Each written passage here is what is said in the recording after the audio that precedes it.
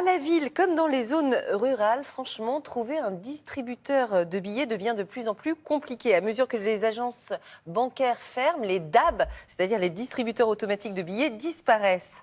Il en restait à peine 50 000 en 2020. Oui, un chiffre qui diminue d'année en année. Du coup, certaines communes ont décidé de prendre les choses en main, d'installer leur propre distributeur.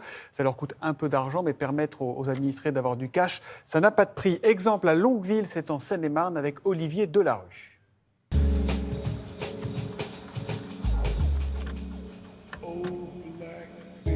Avant, j'ai été obligée d'aller sur la commune d'à côté, à Provins, où il y a des distributeurs. Si j'avais besoin d'argent, oui, ça me prenait une bonne demi-heure. Je retire de l'argent essentiellement pour mes parents. Pourquoi ? Parce qu'ils peuvent plus se déplacer, quoi, c'est ça. Et puis eux, bon, c'est la vieille école, hein, ils payent toujours en liquide, quoi.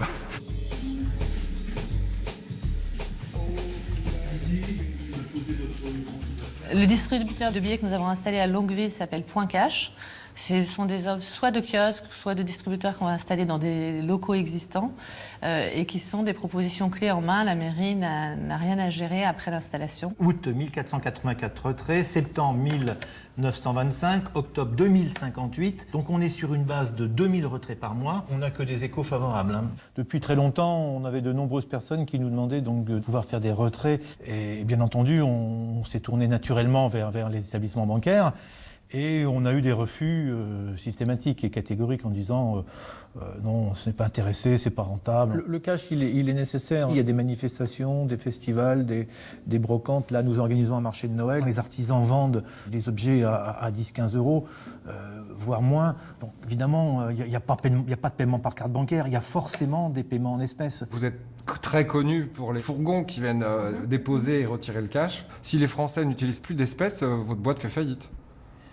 On se développe aujourd'hui sur d'autres modèles, mais d'autres pays européens ont tenté de faire disparaître les espèces. Ils sont revenus en arrière parce qu'il y a un enjeu d'inclusion. Vous avez de nombreuses personnes qui dépendent des paiements en espèces, qui n'ont pas de carte bancaire, par exemple. 5 € tout rond, parfait. Merci monsieur, passez une bonne journée. Non, il sait pas faire le pain, lui. Alors 10. C'est important parce que les gens se rendent pas compte, mais tous les commerçants ont des frais de commission sur chaque transaction. Et ça facilite les achats d'impulsion, hein. On a 2 € dans la poche, on peut se faire un petit plaisir. Et j'ai toujours des billets sur moi. Et si j'ai envie de ça, ben voilà.